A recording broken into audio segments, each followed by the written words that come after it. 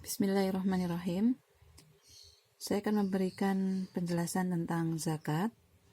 Sebagaimana kebijakan di Indonesia adalah bisa mengurangi penghasilan kena pajak. Ilustrasinya, jika seseorang memiliki penghasilan sebesar 100 juta, kewajiban zakat sebesar 2,5% adalah 2,5 juta, maka hasil pengurangan di sini adalah 97,5 juta yang merupakan penghasilan kena pajak setelah dikurangi oleh zakat. Sehingga besarnya pajak yang harus dibayarkan dari 97,5 juta adalah 9.750.000 rupiah. Nah, jika kita jumlahkan yang harus dikeluarkan dalam membayar pajak dan zakat di sini, maka diperoleh total sebesar 12.250.000 rupiah.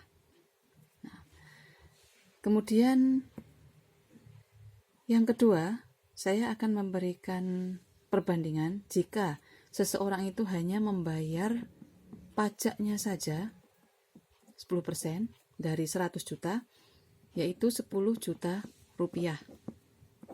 Nah, kebijakan zakat sebagai pengurang penghasilan kena pajak memang mengurangi besarnya pajak, ya, yaitu yang seharusnya dibayar 10 juta menjadi 9,75. Tetapi tidak signifikan. Dan jika kita lihat lagi lebih jauh, besarnya pengeluaran yang harus ditanggung dalam membayar pajak dan zakat adalah lebih besar dibandingkan seseorang itu yang membayar hanya pajaknya saja. Yang kedua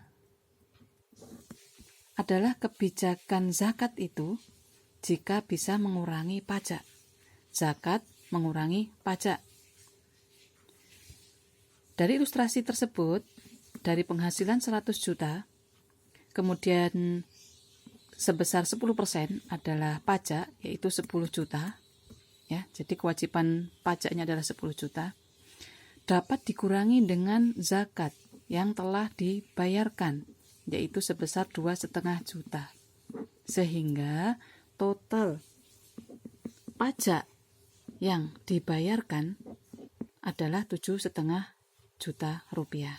Nah, kita bandingkan dari kebijakan yang pertama dan kedua, ya, bahwa di dalam kebijakan pertama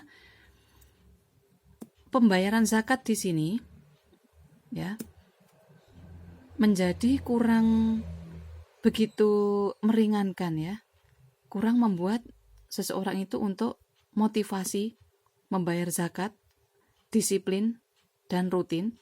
Kenapa? Karena total yang dikeluarkan lebih besar dari yang seharusnya dikeluarkan jika hanya membayar pajak. Berbeda jika kewajiban itu adalah zakat mengurangi pajak, maka di sini orang-orang akan mendapatkan motivasi yang lebih dalam membayarkan zakat. Kenapa? Karena dapat mengurangi pajak yang dibayarkan, bukan hanya mengurangi penghasilan kena pajak. Demikian, saya rasa cukup penjelasannya. Wassalamualaikum warahmatullahi wabarakatuh.